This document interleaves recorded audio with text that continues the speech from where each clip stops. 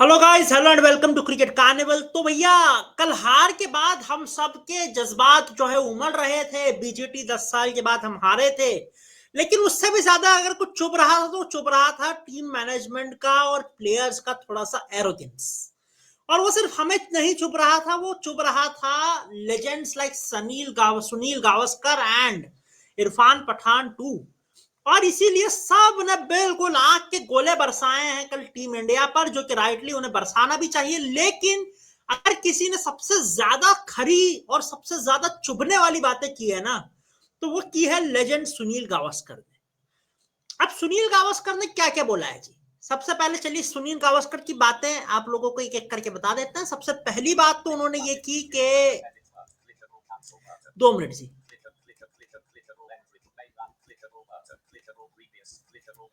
जी, सबसे पहली बात तो टीम इंडिया की स्ट्रैटेजी पर सवाल उठाए उन्होंने। उन्होंने बोला कि भैया आखिरी दिन आप लोग करना क्या चाह रहे थे। आप लोगों का दूसरी इनिंग्स में एससीजी में सिर्फ एक ही प्लान था कि आओ और मारो। मतलब क्या आपका अपने टेक्निक पे भरोसा रखना भूल गए हैं क्या?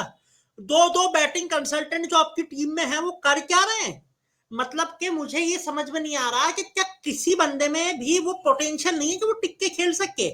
ऋषभ पंत का गेम ही वैसा है, ऋषभ पंत को आप जाने दीजिए। और मुझे ऋषभ पंत से, खैर कल उन्होंने ये भी क्लैरिफाई कर दिया कि मुझे ऋषभ पंत का जो वो स्टूपिड वाला स्टेटमेंट था वो मैंने सिर्फ उनके वो आड़े टेढ़े रिवर्स रैम्प फैम्प शॉट खेलने पर ही दिया था। बाकी वो स्ट्रेट खेलते रहे, तेज खेलते रहे, मुझे कोई दिक्कत नहीं है, मैं उन्हें बहुत पसंद करता हूं। तो ये उन्होंने कल क्लियर भी कर दिया। और ऋषभ पंत से ज्यादा उन्होंने बात की टीम पर कि यार कोई डिफेंसिव टेक्निक पे भरोसा क्यों नहीं करता, हर बंदा दे मार 4.5 वाली क्रिकेट ही क्यों खेलना चाह रहा है। एंड राइटली सो यार, ये चीज तो सही है ना। जब मारा जा रहा है तो एक बंदा तो टीम की तरफ से खड़ा रह सकता है ना, वो तो जो है बिल्कुल सेल्फलेस खेल सकता है ना, एक एंड तो पकड़ के रखो। और मेरे हिसाब से यहाँ अगर किसी की रिस्पॉन्सिबिलिटी आती है तो वो आती है केएल राहुल की। बिकॉज भैया इस टीम में जो डिफेंसिव गेम है, जिसका सबसे ज्यादा स्ट्रॉन्ग कहा जाता है सो कॉल्ड, वो तो केएल राहुल है। उन्हीं को तो हम द वॉल बना दिया था ना। उन्हीं का तो पीआर सबसे ज्यादा बोलता है। सो ऐसे में फिर भैया केएल राहुल को रिस्पॉन्सिबिलिटी लेनी थी, कल खड़े रहते। और बिल्कुल सही बात की थी सुनील गावस्कर सर ने। अब उसके बाद में उन्होंने बोला जी, उसके बाद में उन्होंने सपोर्ट स्टाफ की बात की कि यार मुझे एक बात बताओ, अगर ये सपोर्ट स्टाफ को सिर्फ थ्रो डाउन ही देने हैं तो थ्रो डाउन तो रघु भी दे देता है। थ्रो डाउन से ज्यादा भी तो कुछ काम करो ना। मुझे तो किसी बैटर की कोई इंप्रूवमेंट नहीं लगी। हम 46 ऑल आउट हुए, उसके बाद से ये 2 महीने हो गए हम एससीजी में आ चुके हैं। क्या इंप्रूव हुआ है टीम के अंदर, मुझे बताइए। इसकी वजह सिर्फ आड़े टेढ़े स्टेटमेंट्स और उल जुलूल बयान ही इंप्रूव हुए, और कुछ इंप्रूव नहीं हुआ है।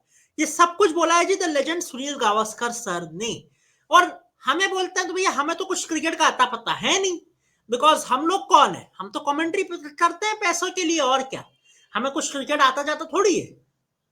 ये बहुत बड़ी बात। और देखिए ये कहा जा रहा था, बिकॉज ये रिएक्शन था उस स्टेटमेंट का जो रोहित शर्मा ने दिया था कि यार कोई पेन लेके बैठा है, कोई माइक लेके बैठा है, कोई लैपटॉप पे बैठा है, वो ये डिसाइड नहीं करेगा कि भैया हमें क्या करना है और क्या नहीं करना है, हम ज्यादा अच्छे से जानते हैं। सो उसी पर वो कह रहे थे कि भैया हम लोगों को कुछ पता थोड़ी, हम तो बस आके बैठ गए ऐसे यहाँ पे। अब उसके बाद में भैया एक बात की इरफान पठान ने भी, और ये बड़ी पते की बात है। उन्होंने कहा देखो यार, विराट कोहली का पिछले 5 साल में जो एवरेज है वो रहा है समथिंग अराउंड 20-30 का। तो ये एवरेज तो कोई यंगस्टर भी दे देगा। फिर मैं अपनी टीम में एक लेजेंड लाइक विराट कोहली को क्यों खिलाऊं, किसी यंगस्टर को मौका क्यों ना दे दूं। और देखिए, आप विराट कोहली के फैन की पट्टी हटा के देखिए तो बात बिल्कुल सही है। इस टाइप का एवरेज तो आपको कोई भी एवरेज यंगस्टर, ध्रुव जुरैल, सरफराज खान, अभिमन्यु ईश्वरन, किसको भी खिला लो दे देगा। हालांकि अभिमन्यु ईश्वरन तो अब टीम मैनेजमेंट की वजह से यंगस्टर रहे नहीं है। वो तो कुछ 5-6 साल पहले यंगस्टर थे, लेकिन खैर अभी भी उनको चांस नहीं मिल रहा, वो एक अलग बात है। खैर उस पर भी हमें जाना नहीं है। आगे उन्होंने कहा कि देखो यार, टेक्निकल फ्लॉज हैं आपके, और वो टेक्निकल फ्लॉज एक ही शर्त पर सॉल्व हो सकते हैं, और वो है कि भैया जाओ और जाके रगड़ा खाओ, डोमेस्टिक क्रिकेट खेलो। डोमेस्टिक क्रिकेट में जाएंगे आप, रन बनाएंगे तो फिर भैया जो है कुछ चांस बनेगा। इरफान पठान ने आगे ये भी कहा कि देखो दिल्ली का मैच है अभी सौराष्ट्र के अगेंस्ट 23 तारीख से, देखते हैं विराट कोहली अगर खेल लें तो बहुत अच्छा है, बिकॉज वैसे भी फ्री है वो। लेकिन खेलेंगे या नहीं खेलेंगे, इसका जवाब मुझे आपको बताने की जरूरत नहीं, आप भी जानते हैं, हम भी जानते हैं।